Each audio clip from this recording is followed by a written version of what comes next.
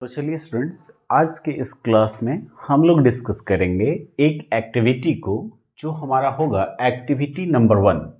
Activity number 1 demonstrate करता है, अब कहता है क्या कि इसमें करना क्या है, कह रहा है कि aim to be demonstrate that chlorophyll is essential for the process of photosynthesis, यानी फोटोसिंथेसिस प्रोसेस के लिए क्लोरोफिल एसेंशियल है या नहीं।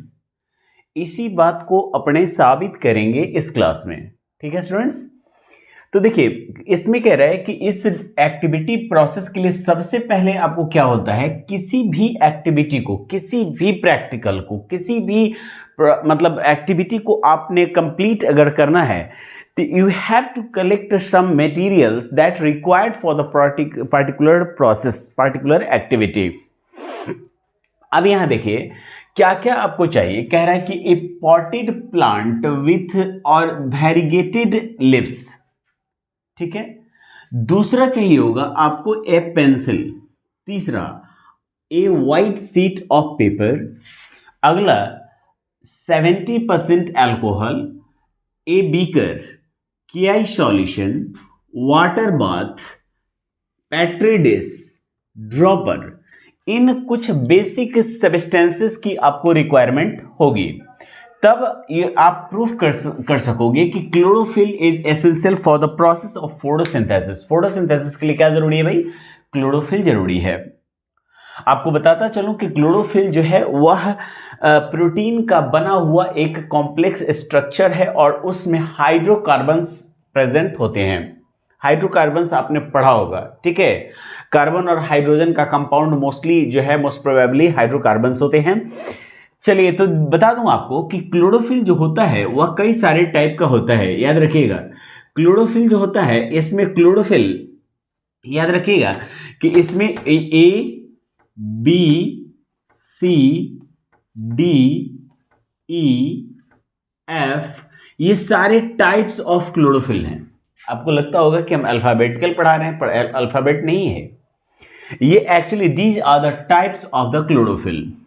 Most probable A and B are most appropriate chlorophylls present in different types of plants. Chlorophyll A को हम लोग कहते हैं प्राइमरी क्लोरोफिल, ये मेन क्लोरोफिल होता है, मेन फंक्शनिंग क्लोरोफिल कह सकते हैं इसे।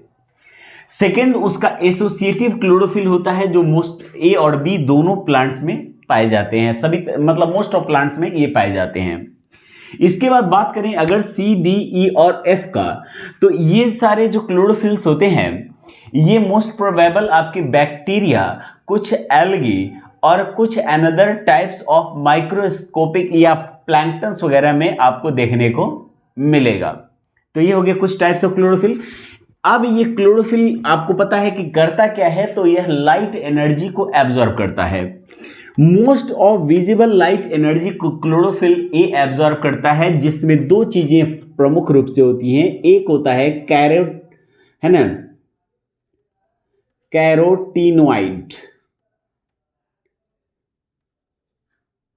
कैरोटीनॉइड, और दूसरा होता है ज़ैंथोफिल।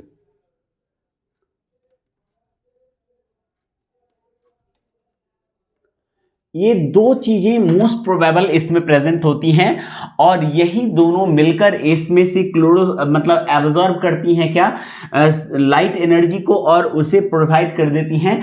और इस तरह से इसमें यह लाइट एनर्जी को, सोलर एनर्जी को कन्वर्ट कर देता है किसमें, केमिकल एनर्जी में। यही बात आपको प्रूफ करना है कि क्या प्लांट्स में क्लोरोफिल एसेंशियल है। इसके लिए आपको कहता है कि you have to require a potted plant with variegated leaves. Variegated leaves का मतलब ये हो गया कि जैसे ये पॉटेड प्लांट है और इसमें कोई लीफ है, याद रखिएगा लीफ है, और इस लीफ में है ना, ये जो लीफ है, इस लीफ के अंदर ठीक है, सभी तरफ क्लोरोफिल प्रेजेंट नहीं होंगे, ये याद रखिएगा। तो ये वेरीगेटेड होंगे। जैसे आप देखे होंगे कुछ जो है वो ऑर्नामेंटल प्लांट्स हैं, तो कहीं पे क्लोरोफिल है, कहीं पे क्लोरोफिल नहीं है ना। अब मान के चलिए कि जहां हमने सर्कल्स लगाए हैं, these area consist of chlorophyll and other area does not contain chlorophyll, या अपोजिट मान लीजिए कि जो हमने सर्कल लगाया उसमें क्लोरोफिल नहीं है and other parts of the leaf consist of chlorophyll.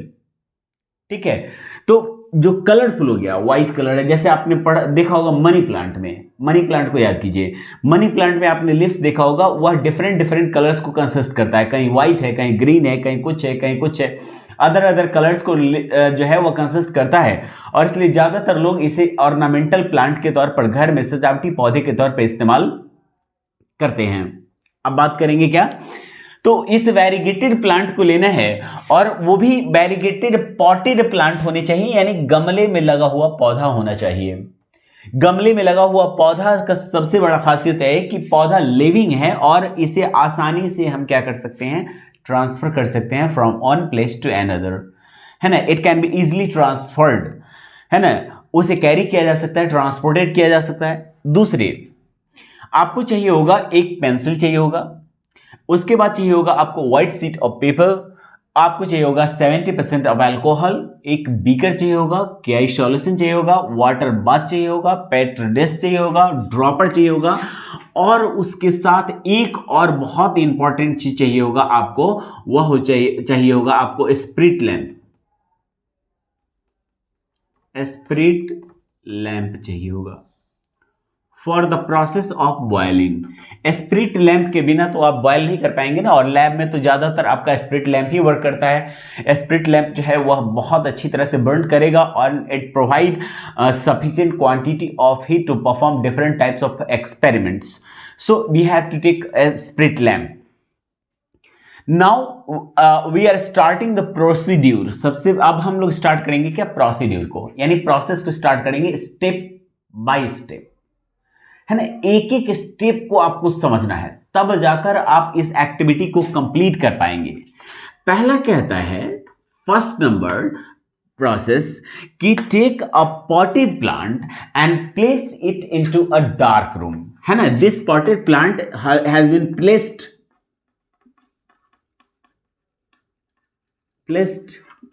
into dark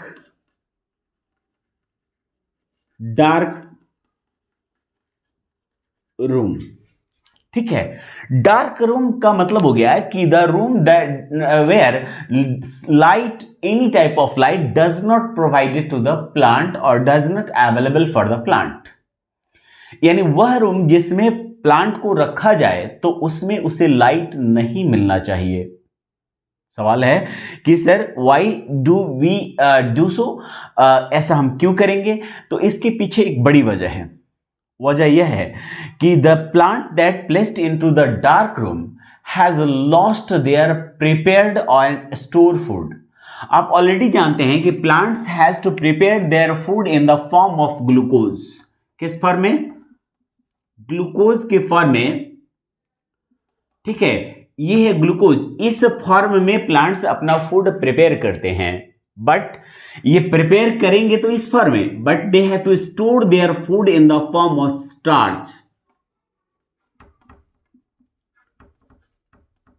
ठीक है, किस फॉर्म में वह स्टोर करेंगे, तो वह इसे स्टार्च के फॉर्म में स्टोर कर देंगे, बनाएंगे ग्लूकोज के फॉर्म में, स्टोर कर देंगे स्टार्च के फॉर्म में। When we have to kept the plant into the dark room, then the plant has to utilize their stored food in their body, that is starch. अब जब वो starch को use कर लेंगे तो their body is deficient from starch, उनकी body क्या हो जाएगी, स्टार्च से डिफिशियंट हो जाएगी, and so this process is called destarchation. क्या कहते हैं इसे, डी-स्टार्चेशन।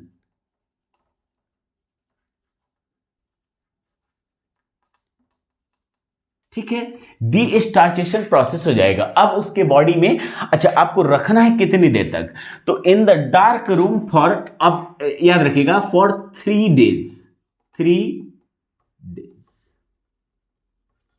ठीक है, कितने दिन रखना है, 3 days, 72 hours almost, so that कि the starch present in their each and every part of body is utilized by the plant for their survival, वो अपने सर्वाइवल के लिए वह उस स्टार्च का यूज कर लेगा। क्योंकि प्लांट को ना इसे इतना लंबा टाइम इसलिए लगता है बिकॉज प्लांट जो है वह बॉडी में स्टोर्ड स्टार्च को उसकी एनर्जी की रिक्वायरमेंट बहुत कम होती है, स्लो एनर्जी रिक्वायर्ड करता है, वो लिटिल एनर्जी रिक्वायर्ड करता है, रेस्पिरेशन का रेट उसका स्लो होता है और इसलिए उसका स्टार्च का जो कंजम्पशन होगा वो भी कम होगा और इसलिए इसे लंबा टाइम लग जाएगा ताकि इसके बॉडी का स्टार्च खत्म हो सके। चलिए ठीक है, अगला प्रोसेस क्या होगा? अगेन अब जब ये डिस्टार्चेशन प्रोसेस कंप्लीट हो जाएगा 3 डेज के बाद, तो you have to keep the plant into the sunlight. Second process होगा, है ना, place the plant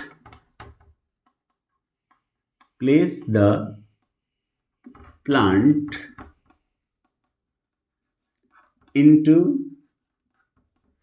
sunlight, in sunlight।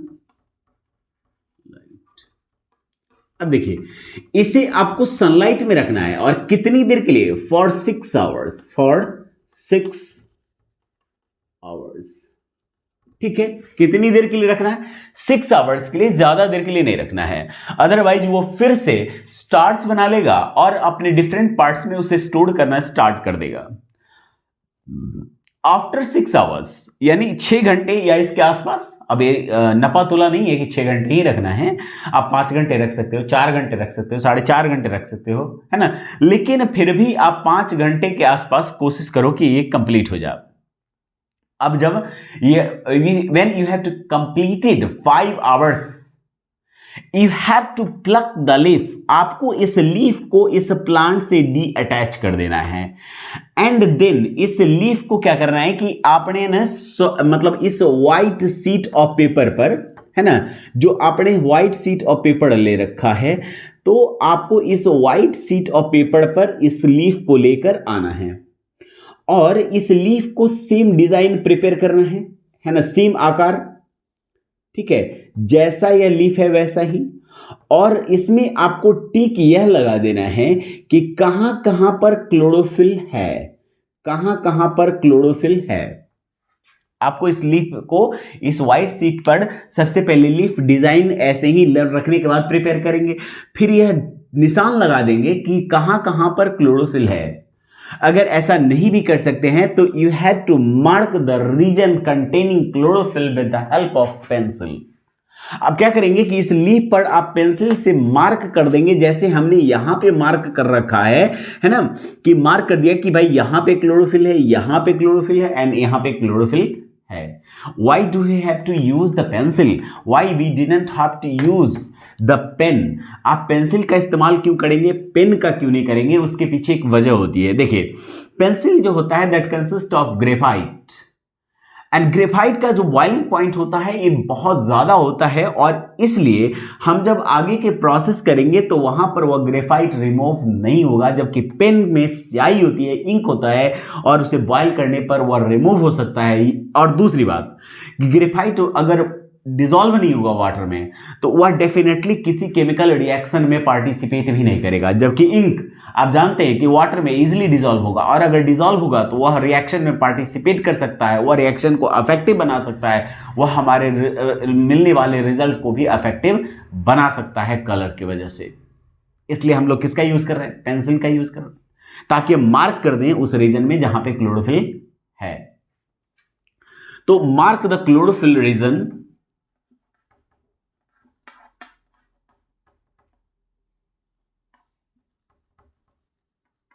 Draw sketch, या फिर आप कर सकते हो mark chlorophyll region, mark chlorophyll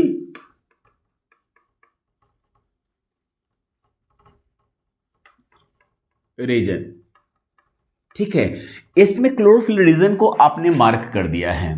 ठीक है, मार्क करने के बाद आप क्या करोगे कि इस लीफ को अब ले जाओगे for the process of boiling. किसके लिए ले जाओगे? बॉइलिंग प्रोसेस के लिए। बॉइलिंग के लिए आपने क्या करना है कि आपको लेना है क्या? आपको लेना है एक बीकर। क्या लेना है भाई? बीकर लेना है।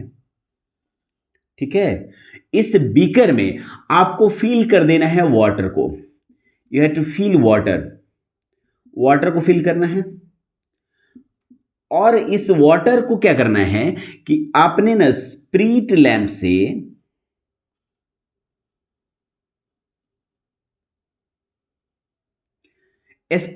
से क्या करना है, आपने स्प्रिट लैंप से इसे गर्म करना है। स्प्रिट लैंप से क्या करना है, गर्म करना है, बॉयल करना है।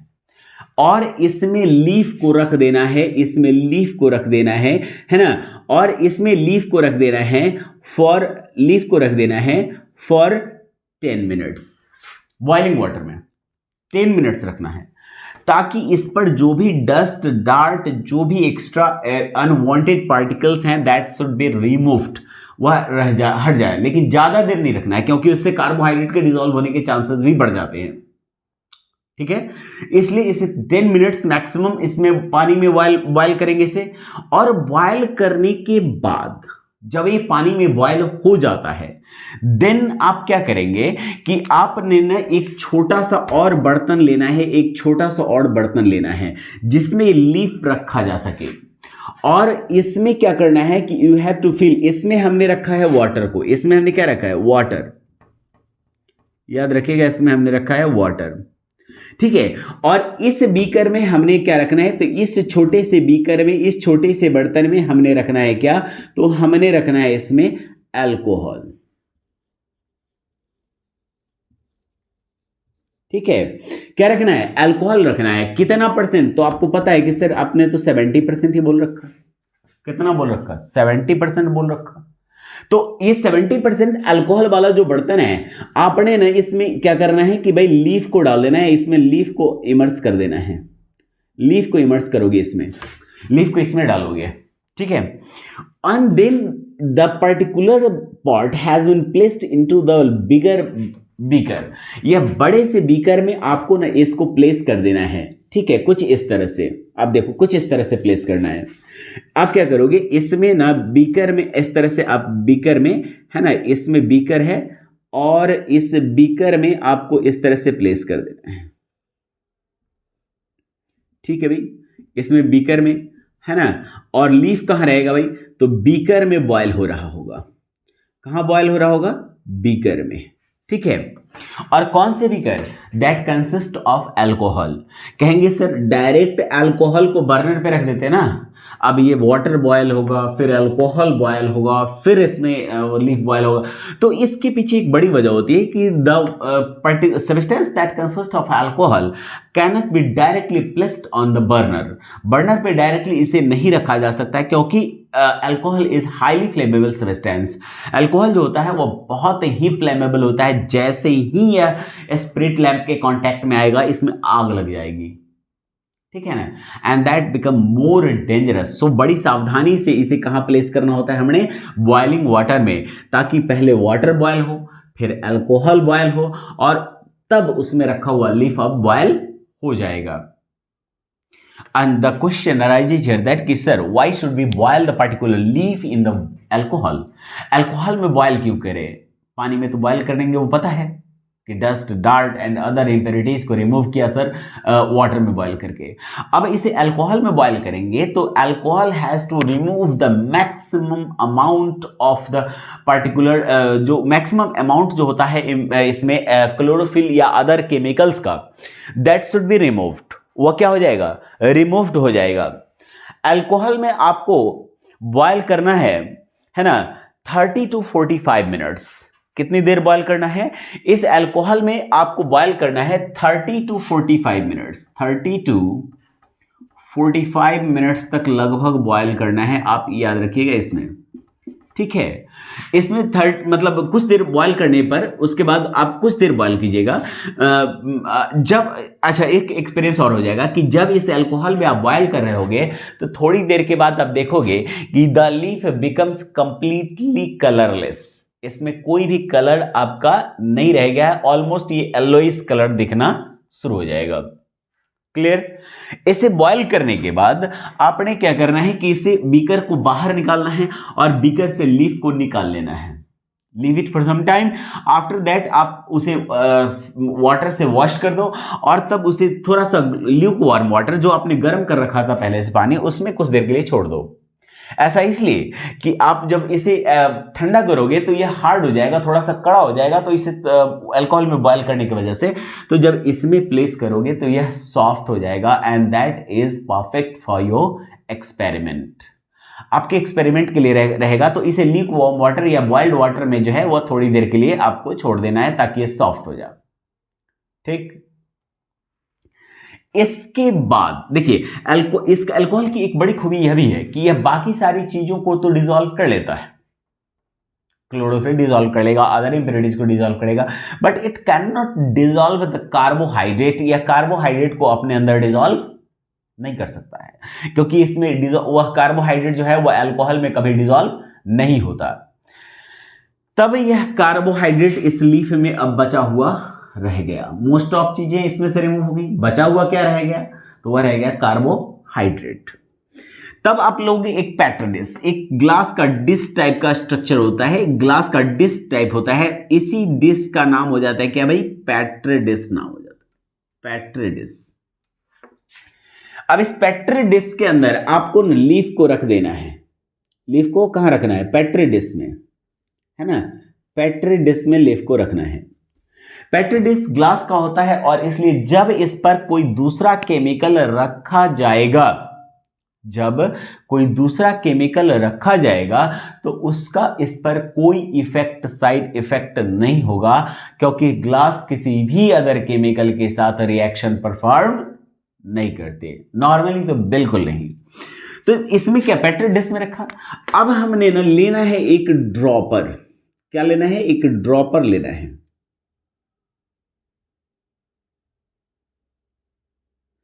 और इस ड्रॉपर से हमने क्या करना है, एक ड्रॉपर लेना है और ड्रॉपर से 1 से 2 ड्रॉपलेट या 2 से 3 ड्रॉपलेट ऑफ KI सॉल्यूशन, कौन सा सॉल्यूशन, KI सॉल्यूशन, इसमें होगा क्या, KI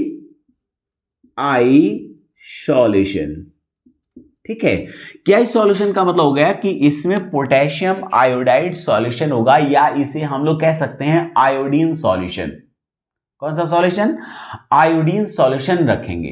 why do we have to use the iodine solution, इसके पीछे आपकी वजह होती है कि 9th में आपने या 8th क्लास में आपने स्टार्च का टेस्ट किया होगा, starch test, presence of starch in the food samples, starch का जो है वो फूड सैंपल्स में प्रेजेंस को आपने टेस्ट किया होगा, तो you have to observe that कि when you have to put some droplet of iodine solution in the starch, then the color of the starch becomes a change into blue black, the whitish color of the starch change into blue black।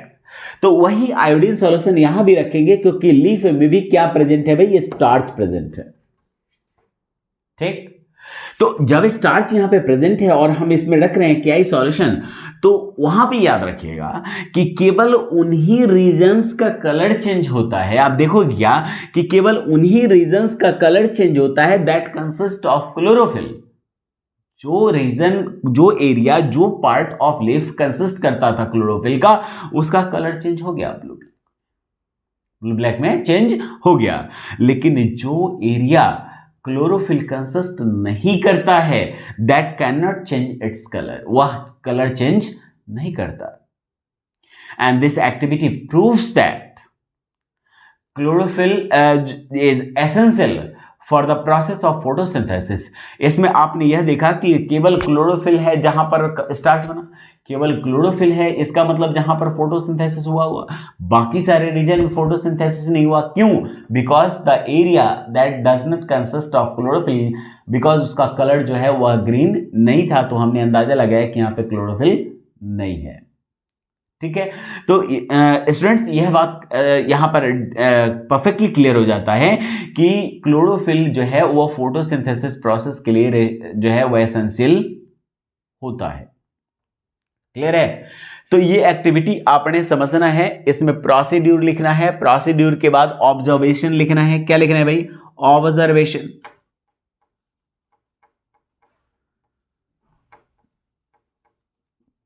Observation में आपने क्या लिखना है कि भाई the part of the leaf that consist of green colour change into blue black, है ना, when it react with the iodine solution, iodine solution के साथ जब रिएक्ट किया तो उसने क्या चेंज कर लिया, ब्लू ब्लैक कलर में। And the part of the leaf that does not consist of chlorophyll does not change their colour, it is remains in yellowish, है ना, after reaction of the iodine, यानी जो नहीं रखता है वो उसमें कलर चेंज नहीं हुआ, आयोडीन से रिएक्शन के बावजूद आयोडीन से रिएक्शन हुआ ही नहीं, इसका मतलब है। तो आप उसके बाद आप लिखोगे कंक्लूजन, क्या लिख दोगे, कंक्लूजन। कंक्लूजन आपका क्या है, कंक्लूजन आपका यह है कि यह जो मतलब जो क्लोरोफिल होता है, यह क्लोरोफिल फोटोसिंथेसिस प्रोसेस के लिए एसेंशियल होता है। ठीक है स्टूडेंट्स, तो ये जो है वो आपका हो जाएगा इंपॉर्टेंट एक्टिविटी, इसको आप कंप्लीट करोगे और इसको पढ़ोगे ध्यान से। ठीक है, ओके।